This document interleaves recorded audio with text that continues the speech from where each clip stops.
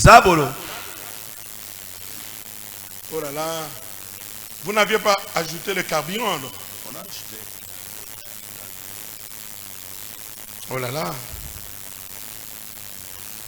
C'est compliqué. Ça c'est quoi? C'est le serpent.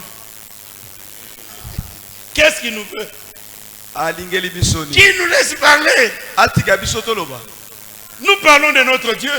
Tozolo bela natina nzambe na biso. Amen. Amen. Nous parlons de notre Dieu. Peut-être il n'est pas content. Tozolo bela nzambe na biso bamso asepelite. Oh. Matali bisote. Oh. C'est quoi ça? Je vais voir quelque part ici.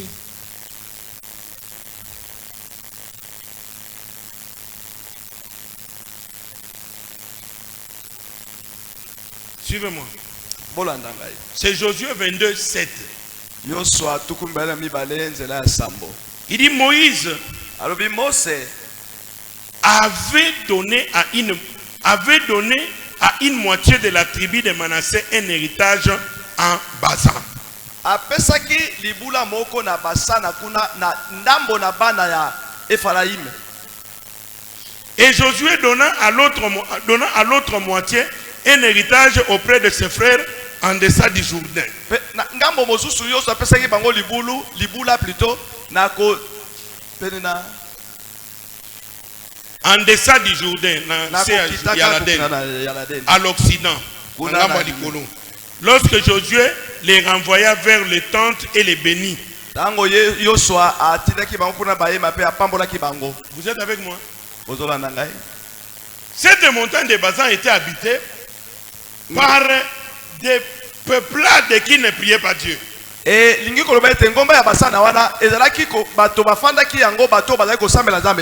n'est pas la montagne qui était jaloux d'une autre montagne. Mais ce sont les habitants de là. Parce que maintenant quand les enfants d'Israël revenaient de l'Égypte, n'est-ce pas? Tout le peuplade là qui était là-bas, ils avaient peur. Parce qu'ils savaient que le Dieu d'Israël était une armée forte, avait une armée forte. C'est comme ça que ces gens de Basan là étaient mécontents, étaient contre l'armée de Dieu, les enfants de Dieu. Mais pourquoi? C'est parce que l'endroit qu'ils occupaient, c'était l'endroit que Dieu devait placer ses enfants. Est-ce que vous êtes avec moi?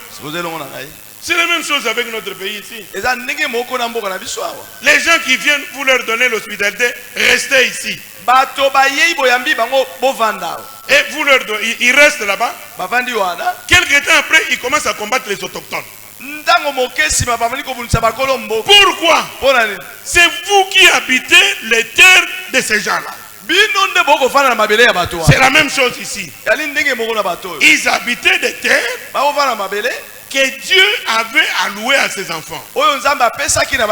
Dès que Dieu a sorti Abraham de Ur, il lui a dit, sors, va habiter dans le pays que moi je vais te montrer. Est-ce que vous êtes avec moi?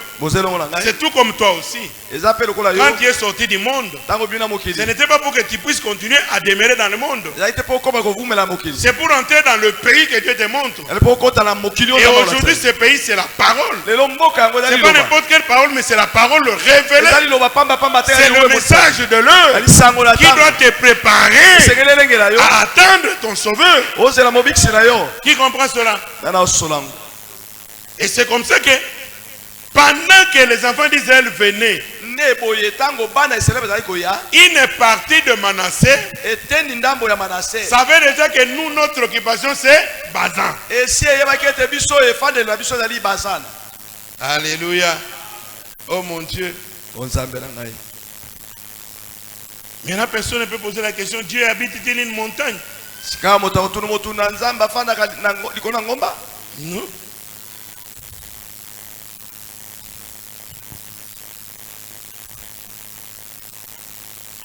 Alléluia. Regardez dans Apocalypse 21, 9 à 11. Il y a beaucoup de choses que je ne lis pas parce que je dois terminer. Il dit, hein? Puis un de 7 anges qui tenait les 7 coupes remplies de 7 derniers fléaux vins. Et il m'adressa la parole en disant, viens, je te montrerai l'épouse, la femme de l'agneau. Chers frères et sœurs, toi qui veux poser la question pour dire, mais comment les serpents pouvaient-ils vivre avec Ève?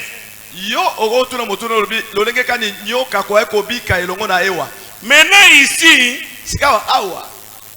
il dit, viens, je te montrerai l'épouse, la femme de l'agneau. Est-ce que l'agneau peut vivre avec une femme? C'est le langage de Dieu. Qui me comprend? C'est le langage de Dieu. Cet homme-là qu'on a appelé serpent là-bas, c'était un homme avec des pieds. Et il est devenu rampant seulement quand Dieu l'a maudit. Et nous, notre époux, c'est un agneau. Et nous sommes des brebis. Où est le problème? Je vais discuter là-dessus. Oh mon Dieu. Et il me transporta en esprit sur une grande et haute montagne. Et il me montra la ville sainte, Jérusalem, qui descendait du ciel d'auprès de Dieu, ayant la gloire de Dieu. Son éclat était semblable à celui d'une pierre très précieuse, d'une pierre de jaspe, transparente comme du cristal. Et les prophètes disent que la ville sainte, Jérusalem, qui descendait du ciel auprès de Dieu, c'est l'épouse. L'épouse est la ville de Dieu. Alléluia. Dieu habite dans son épouse. Qui me comprend? Mais là, quand vous êtes en train de regarder, vous vous posez des questions. Comment une ville peut descendre du ciel? Comment une ville peut descendre du ciel? La ville de Dieu, c'est son épouse. L'épouse et l'époux sont devenus un. L'époux a trouvé l'habitation dans l'épouse. Où est votre problème? Au commencement était la parole. La parole était près de Dieu. La parole était la ville de Dieu. Alléluia. Oh mon Dieu. Qui a compris quelque chose? Voilà la montagne que cet homme-là cherchait à pouvoir régner dessus. Nous avons appris que c'est la montagne de l'assemblée. Il n'était pas là pour devenir le roi. Il était là pour protéger. Qui me comprend? Il y a toujours des gens qui font des choses qui ne marchent pas dans les droits chemins. C'est pas vrai. C'est comme ces prophètes-là, n'est-ce pas? Comme les pasteurs qui reçoivent les jeunes filles, les femmes d'autrui dans l'église. Au lieu de les aider pour qu'ils aillent au ciel, au lieu de les aider pour qu'ils reçoivent le Saint-Esprit, un tout d'un pasteur qui commence à courtiser les filles. Et le diable vient placer dans sa bouche. Le pasteur dit, tu sais, les jeunes filles là, si vous les avez, le ministère va commencer à éclater. Langage du serpent. Il n'y a que les serpents qui peuvent parler comme ça. Dieu ne peut pas parler de cette manière. Si vous voulez trouver la manière que Dieu parle, il faut revenir dans la Bible. Vous voyez ça? Satan aujourd'hui est plein dans l'église. Satan a tondi.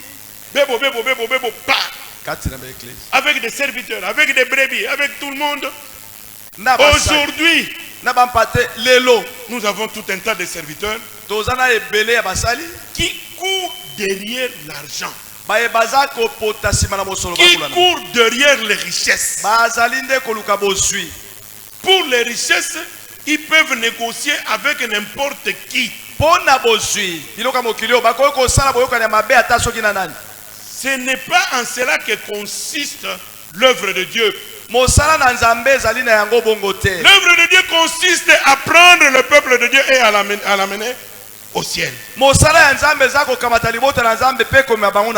tu manges un pain sec, que tu dormes sur une natte, au ciel. Eh mon frère, mon frère, ne ratez même pas. Ne ratez pas. Regardez seulement les gardiens du ciel. Le gardien. Non, les gardiens, non. Les protecteurs là. La Bible dit qu'il a fait des pierres précieuses tout au long du corps. Un gardien. Peut-être parce que nous sommes en train de parler gardien. Appelons ça un peu autrement. Une sentinelle. Plein de pierres précieuses. Maintenant, toi l'enfant, dans quel palais tu vas vivre? Je ne sais pas si vous ne voyez pas des choses comme moi. Dans quel palais tu vas vivre? C'est pour cela, les rues là-bas seront pavées. Vous ne vous êtes jamais posé la question, combien de tonnes d'or va-t-il avoir pour fabriquer? Et des maisons seront des murs avec de l'or transparent. Nous sommes en train de parler de la maison qu'il est allé préparer pour nous. Nous ne sommes pas en train de parler du millénium. C'est après 1000 ans que nous allons accéder dans cette maison-là. Qui me comprend? Donc, n'essayez même pas de rater. Vous,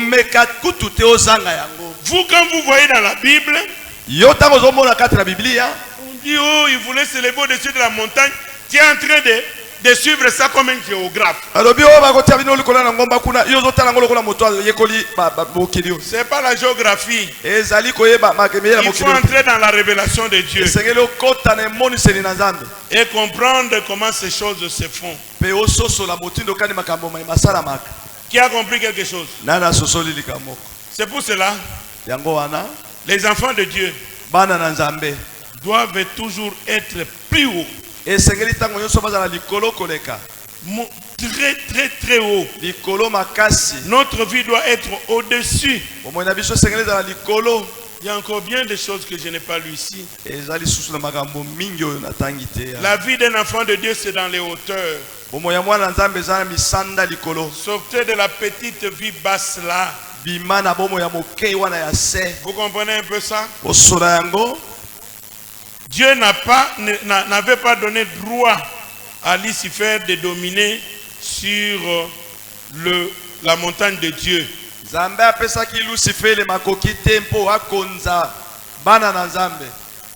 Non.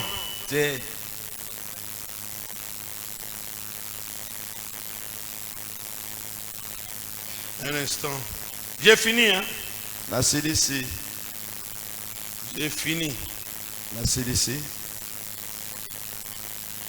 Que celui qui n'a pas compris lève la main. Que celui qui a compris puisse lever la main. Voyez? Étant donné qu'il a une mission de pouvoir arracher le pouvoir, c'est pourquoi il est au milieu de nous. C'est pourquoi il est dans l'église. C'est pourquoi il y a des gens qui viennent ici qui ne verront jamais la lumière. Parce qu'ils ont choisi par eux-mêmes de servir le diable. Est-ce que vous me comprenez? Qu'est-ce que le diable cherche dans l'église? Il veut continuer sa mission. C'est quelqu'un de têtu. Mais sachez-le, qui n'a jamais créé un seul homme. Le créateur c'est Dieu. Mais lui il vient seulement pour pervertir ce que Dieu a créé. Qui me comprend? C'est ça l'histoire de la montagne. Dieu avait créé cette montagne pour nous, pour ses enfants. Ne posez pas la question que c'est la montagne qui est où. Mais aujourd'hui, vous avez reçu la révélation et la connaissance.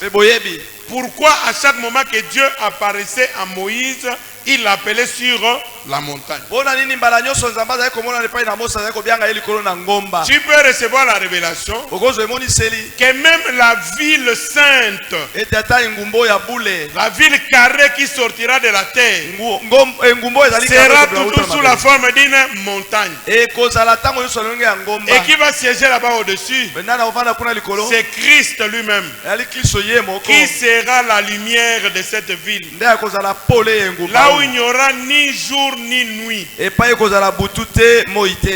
sera la lumière éternelle de la vie. Qui me comprend? Mais dans les milléniums, nous aurons des jours et nous auront des nuits. Et les années seront comptées. Sauf que quand nous serons dans le millénium, c'est là où Dieu ne va pas lui permettre de venir, parce que là, il est déjà totalement vaincu. Là, nous serons seuls avec Dieu pour servir Dieu dans sa propre volonté. Comme Jésus avait dit, je viens au Père pour faire ta volonté. Amen. Amen. Levez-vous. On a pris.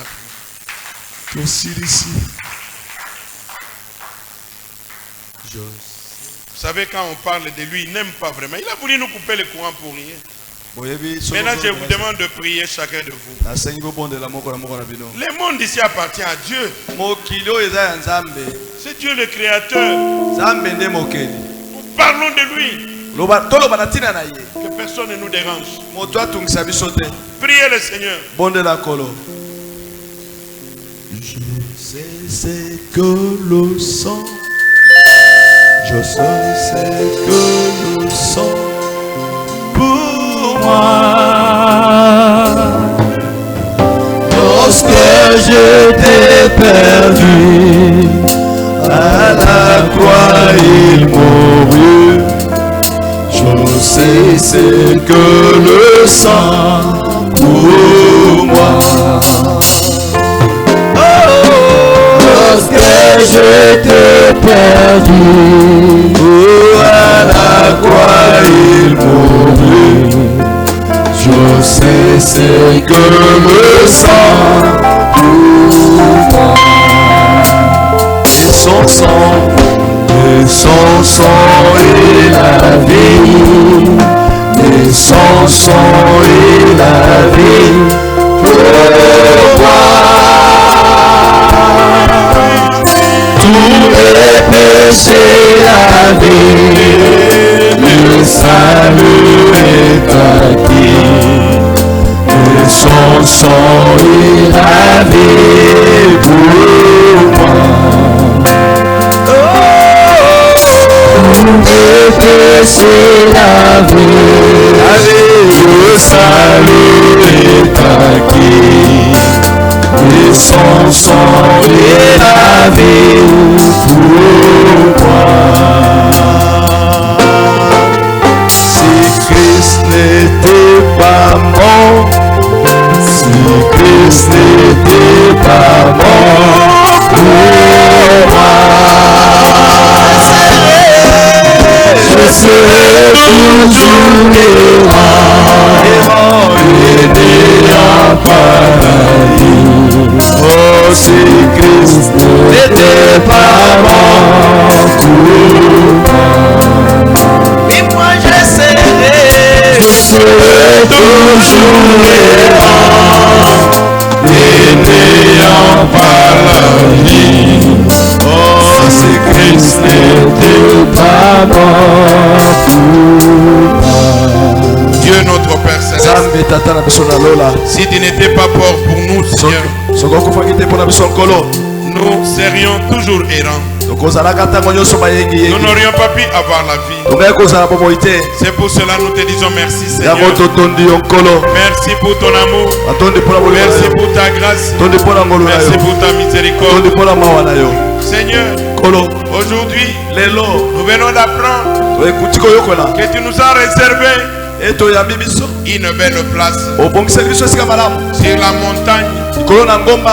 Une assemblée à la montagne. Il y a une montagne de Dieu que Dieu a préparée pour habiter avec ses enfants. Et nous venons d'apprendre que les gardiens, les chérubins protecteurs que tu avais placés là-bas a voulu s'en emparer. Et toi tu lui as pas donné la tâche facile. Tu lui as pas accordé cela, Seigneur. Tu nous garantis la vie. Tu nous garantis la vie. Tu nous as donné la vie. Et tu sécurises cette vie-là. Nous sommes dans l'assurance. Et peu importe les circonstances des temps, tu ne nous abandonneras pas. Car dès avant la fondation du monde, ceux qui sont tes enfants t'appartiennent. Et ils sont à toi. Viens nous aider, Seigneur. Aider chacun de nous à comprendre que nous ne devons pas nous laisser entre les mains de l'ennemi. Marche avec nous, Seigneur. Aide-nous, oh Dieu, à être sérieux avec nous-mêmes. Maintenant, je te prie pour les malades qui sont au milieu de nous. Guéris-les, Seigneur, et manifeste ta grâce. Chacun de nous ici présent, celui qui a une difficulté, oh Seigneur, enlève cette difficulté-là. Guéris les malades, délivre les captifs, rends libre l'opprimé. J'ai prié également pour la sœur Mado, dont les jambes sont douloureuses. Seigneur, ôte ces douleurs de jambes, qu'elle puisse bien marcher. J'ai prié pour ma fille, la joie en vous, qui est dans les douleurs d'enfantement. Oh Dieu, 2 jours c'est de trop. 2 jours c'est de trop. Accorde aide de mettre au monde sans problème et sans difficulté. Car c'est toi qui fais naître. Nous t'appelons pour la naissance. Accorde la tâche facile à notre fille. Merci, Seigneur. Bénis les offrandes. Et chaque personne qui mettra sa main dans le pain, que l'honneur et la gloire te reviennent à toi à jamais. Au nom de Jésus-Christ. Amen. Amen.